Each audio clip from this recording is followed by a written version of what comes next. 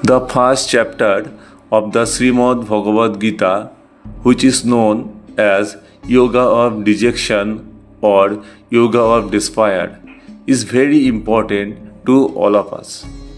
This chapter primarily describes the initial state of profound sorrow, despair, and inner conflict experienced by the warrior Arjuna.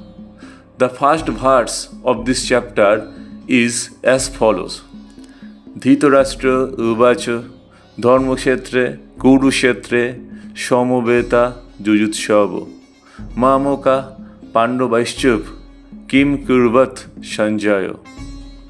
Dhritarashtra asks to his charioteer, "O Sanjay, after my sons and the sons of Pandu assembled on the holy field of Kurukshetra, desiring to fight, what they did?"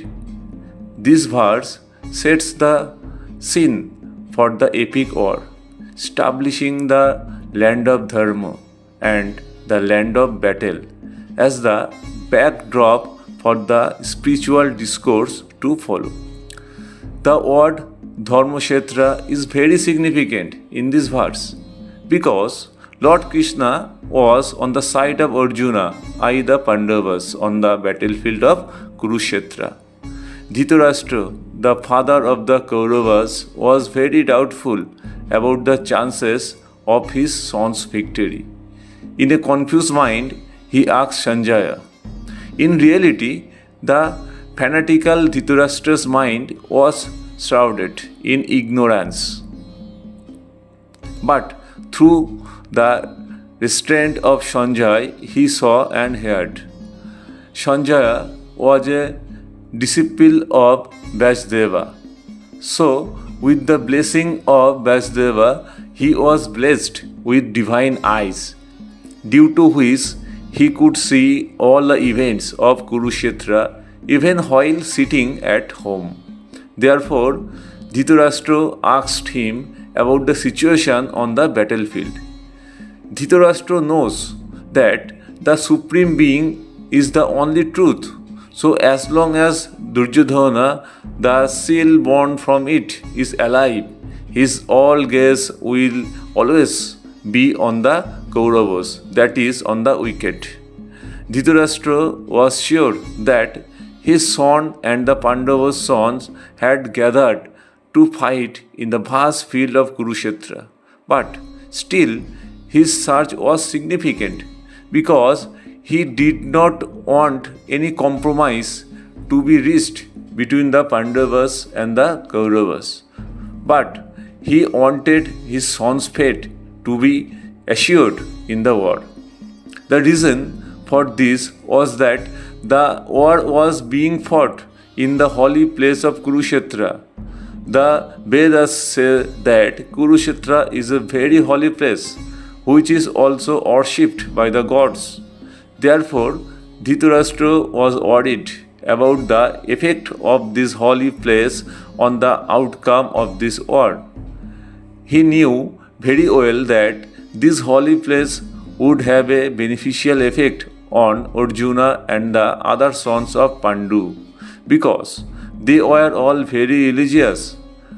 Pandu's and Dhritarashtra's son were of the same lineage, but Dhritarashtra's attitude is revealed here.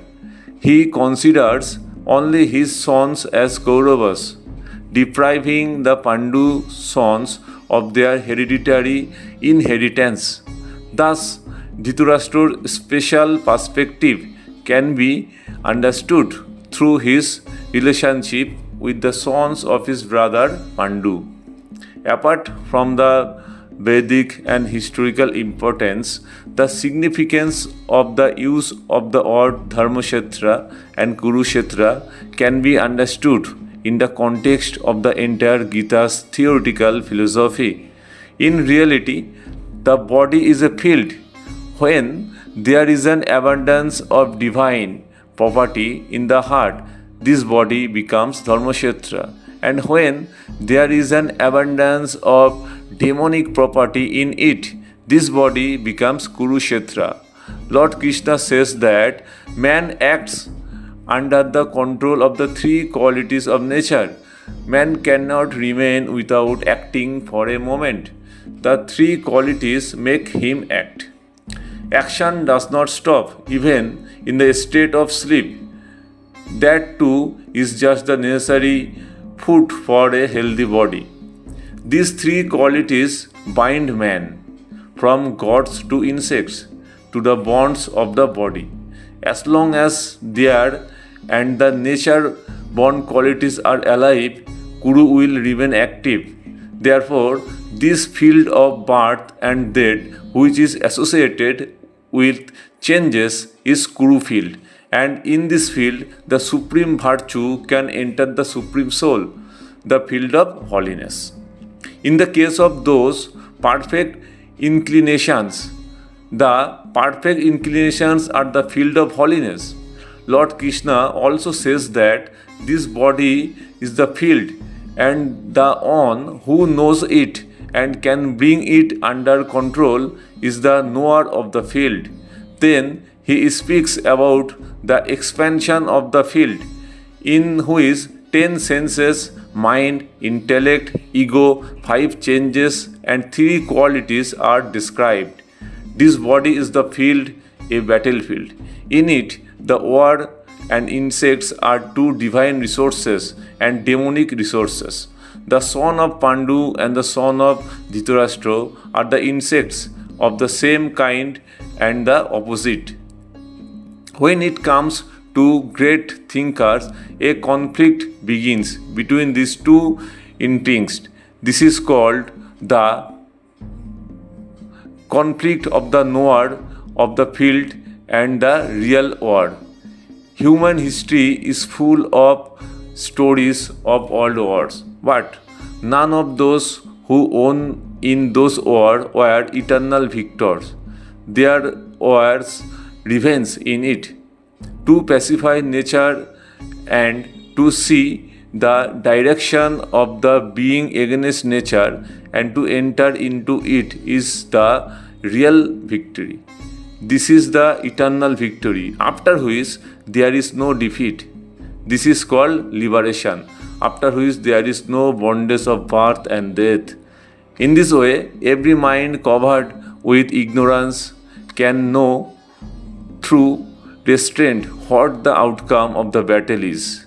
As one's restraint increases, his vision begins to open. Therefore, from the very beginning of the Srimad Bhagavad Gita, we can see the Lord, the promoter of religion, himself was present on the battlefield of Kurukshetra, uprooting the sinful sons of Dhritarashtra and arranging for the re-establishment of religious great soul under the leadership of the righteous Yudhishthira.